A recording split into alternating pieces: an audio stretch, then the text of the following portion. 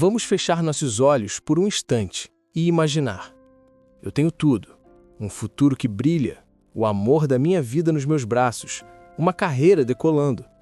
De repente, tudo isso é arrancado, não por um acidente, não pelo destino, mas pela inveja mais rasteira, pelo ciúme doentio, pela ambição fria daqueles que nós talvez até pudéssemos chamar de amigos.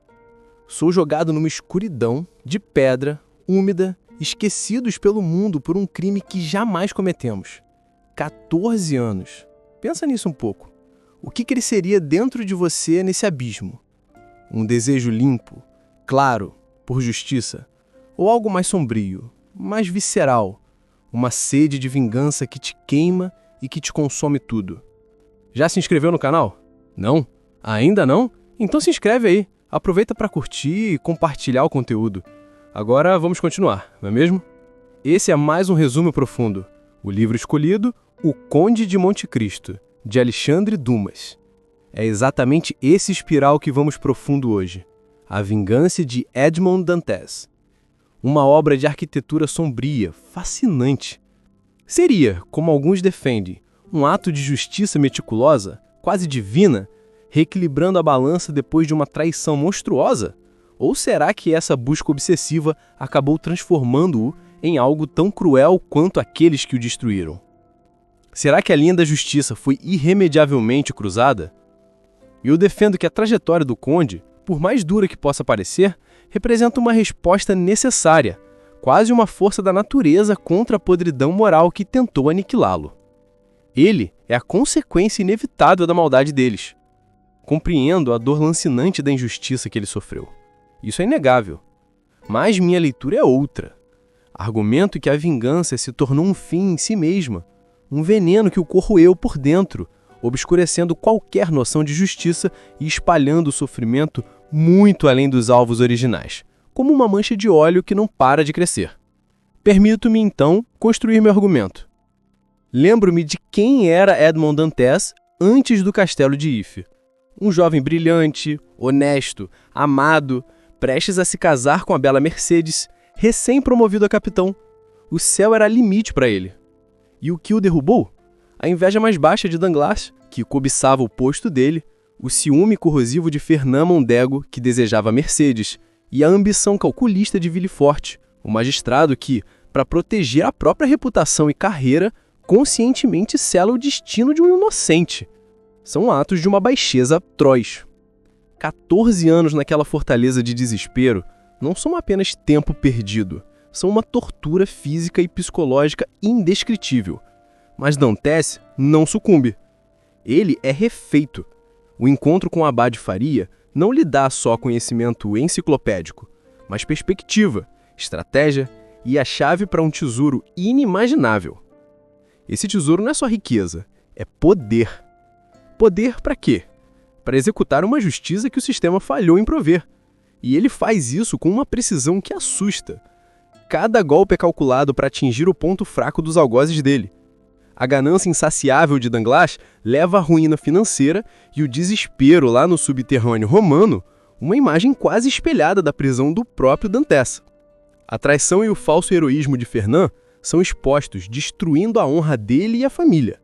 A hipocrisia e a fachada de retidão de Villefort são demolidas, revelando o monstro por trás do magistrado e levando-o à loucura. Não é fúria cega, percebe? É uma retribuição quase poética, um espelho distorcido dos pecados deles.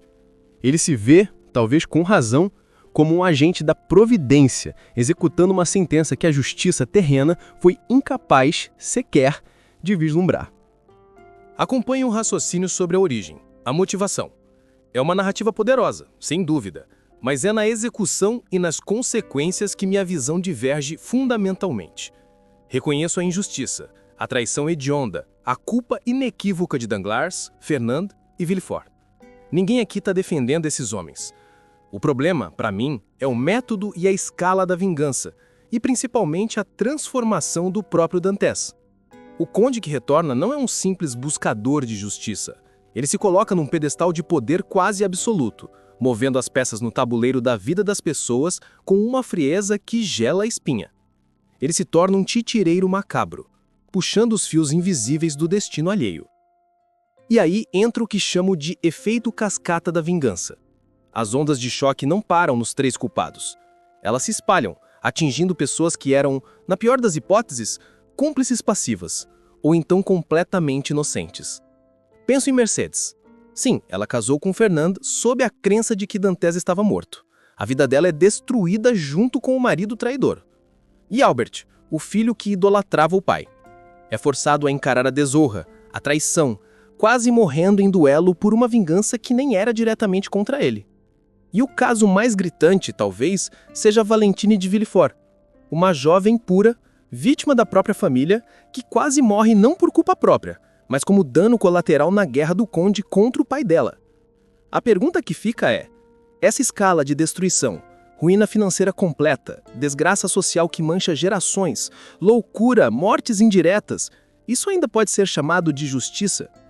Ou é algo mais próximo de uma crueldade meticulosa, uma demonstração de poder que talvez diga mais sobre o próprio conde do que sobre seus inimigos? Ao lutar contra monstros, ele não correu o risco, e talvez tenha sucumbido a ele, de se tornar um também? O poder absoluto que ele alcançou, essa riqueza quase infinita, será que não o teria corrompido, transformando a justa indignação inicial em algo muito mais sombrio e pessoal? Essa questão da escala e do dano colateral é, sem dúvida, o ponto mais sensível, mas preciso pesar as coisas na balança. O que fizeram com Dantes não foi um pequeno erro judicial, foi a aniquilação de uma vida.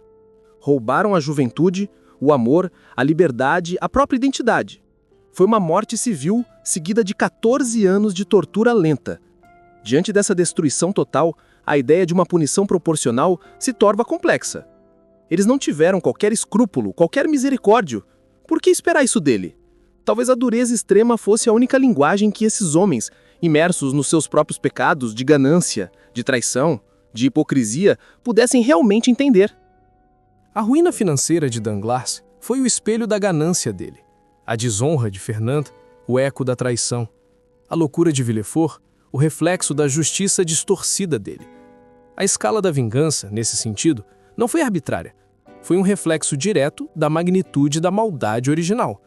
Eles semearam o vento e, colheram a tempestade que eles mesmos criaram. Mas aí é que a coisa complica para mim. Essa ideia de linguagem que eles entendem, isso soa perigoso. Justifica ir longe demais. Destruir a vida financeira de Danglars é uma coisa, mas a forma como ele é torturado psicologicamente, com a fome no final, isso é justiça ou é sadismo?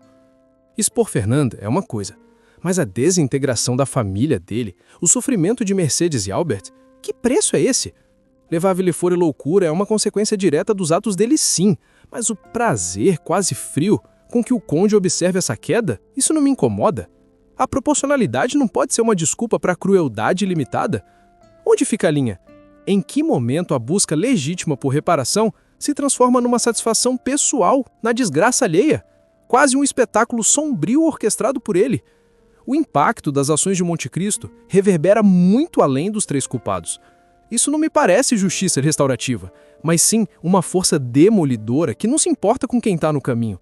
É como usar um canhão para matar uma mosca que pousou num vaso de cristal. Talvez a mosca morra, mas o estrago ao redor é imenso.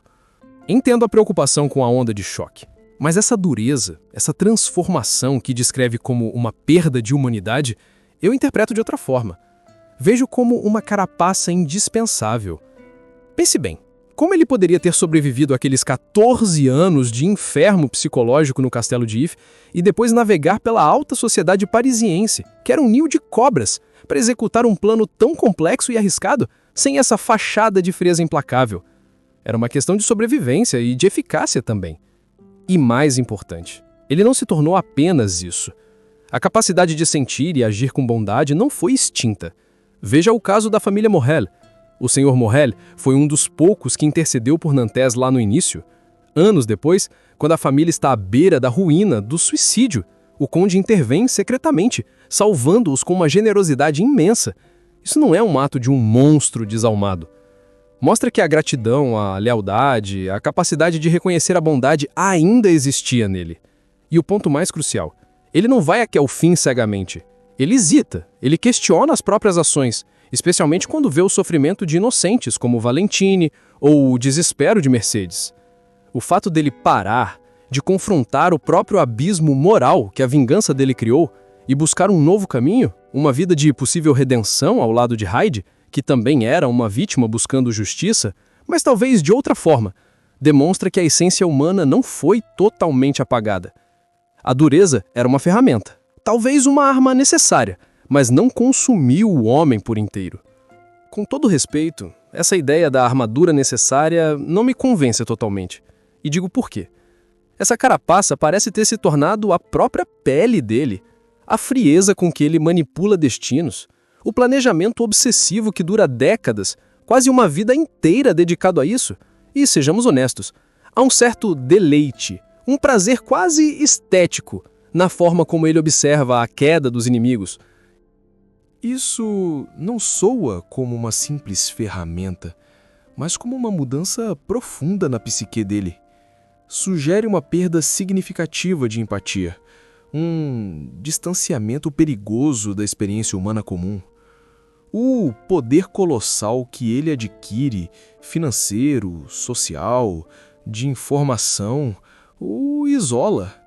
Ele se coloca num patamar diferente, quase como um deus menor, olhando de cima para as formigas humanas, cujas vidas ele rearranja a seu bel prazer. A vingança deixa de ser um meio para alcançar a justiça e se torna a própria razão de viver, entende? Um vício que o anima e o consome simultaneamente.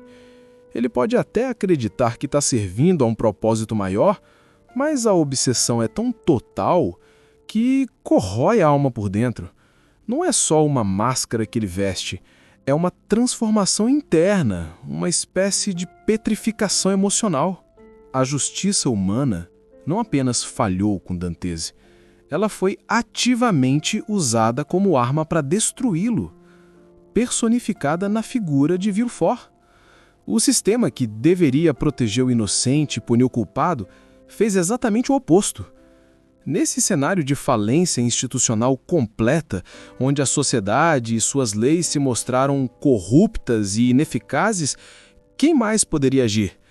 Ele se torna, talvez por uma necessidade trágica, a única força capaz de impor alguma consequência, de restaurar minimamente um equilíbrio moral quebrado. Ele não busca o poder pelo prazer do poder, embora eu possa argumentar que ele se acostuma a ele, mas como o único instrumento viável para executar a justiça que lhe foi brutalmente negada. Ele funciona quase como um anticorpo gerado pela própria doença da impunidade que seus inimigos representavam tão bem. É uma perspectiva forte, essa do justiceiro necessário. Mas já parou para pensar na arrogância monumental que essa postura carrega? Ao se autoproclamar, mesmo que implicitamente, como agente da providência ou instrumento do destino, ele se coloca num pedestal perigosíssimo, acima da moralidade comum. Ele arroga para si o direito de julgar, sentenciar e executar, seja a sentença a ruína financeira, a desgraça social, a loucura ou até a morte indireta, baseado em quê? No seu próprio critério, na sua própria dor, no seu próprio senso de justiça. Essa presunção é o caminho para a tirania. Leva a erros terríveis, a consequências não intencionais, como a gente viu com Valentine e Albert. Quem lhe concedeu essa autoridade divina, mesmo admitindo a falha completa da justiça humana? Isso justifica que o indivíduo, por mais injustiçado que tenha sido, se torne juiz, júri e carrasco, manipulando vidas com um poder quase ilimitado e sem qualquer tipo de controle ou prestação de contas. Essa postura de "eu sou a justiça" não é em si uma forma de desumanidade? Uma negação dos próprios princípios que talvez ele acreditasse defender. Mas aí reside a genialidade e a complexidade da obra, porque ele não permanece nesse pedestal indefinidamente. Ele desce dele. O momento em que ele percebe que suas ações quase mataram Valentine, uma inocente, é um ponto de virada crucial, O confronto com o Mercedes, onde ele vê a profundidade da dor que causou nela e em Albert, também o abala. Ele reconhece os limites, os perigos e o custo humano da cruzada dele. O fato de ele parar, de se questionar profundamente, de sentir o peso esmagador das suas ações, é a prova mais contundente de que ele não se perdeu por completo na escuridão. Sua decisão final de aposentar o Conde de Monte Cristo, de buscar um novo começo com Haydée, talvez um caminho de misericórdia, de amor ou de um tipo diferente de justiça, focada na proteção e não na destruição, representa uma evolução inegável. Ele aprende com a própria vingança, reconhece os seus excessos. Isso não apaga o passado, claro, mas demonstra uma capacidade de autocrítica e de busca por redenção que um verdadeiro monstro, moralmente irrecuperável, jamais teria. Essa busca por redenção, no entanto, só para mim como algo agridoce, talvez até insuficiente. Chega tarde demais para muitos daqueles cujas vidas foram irremediavelmente alteradas ou destruídas pela campanha dele. É uma tentativa de limpar a própria consciência, de encontrar paz para si mesmo, mas não reverte a ruína de Danglars, a desonra e morte de Fernand, a loucura de Villefort ou o sofrimento indelével de Mercedes e Albert. As cicatrizes que a vingança de Monte Cristo deixou são profundas e permanentes, tanto nas suas vítimas diretas e indiretas, quanto, suspeito eu, nele mesmo. A redenção pode ser uma possibilidade para um indivíduo dantesco, mas ela não anula o rastro de devastação. A vingança, mesmo quando percebida como justa ou bem-sucedida em seus objetivos iniciais, deixa um vazio, um eco de dor que não pode ser simplesmente desligado com uma mudança de rumo no final. É um reconhecimento de uma falha, talvez. O reconhecimento de que o caminho escolhido, embora compreensível, foi terrivelmente custoso e moralmente ambíguo até o fim. Ao final, a saga de Monte Cristo se impõe como um monumento literário sombrio, porém essencial.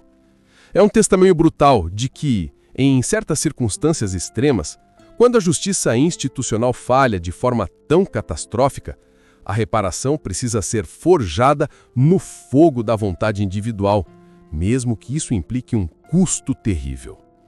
A jornada de Dantes é um espelho que reflete o preço hediondo da traição, da inveja, da ambição sem limites, mas também a resiliência inimaginável e a determinação férrea que podem emergir da mais profunda injustiça. Termina aqui mais um resumo profundo. Deixe o seu comentário, sua indicação de próximos conteúdos, vou ficar muito feliz.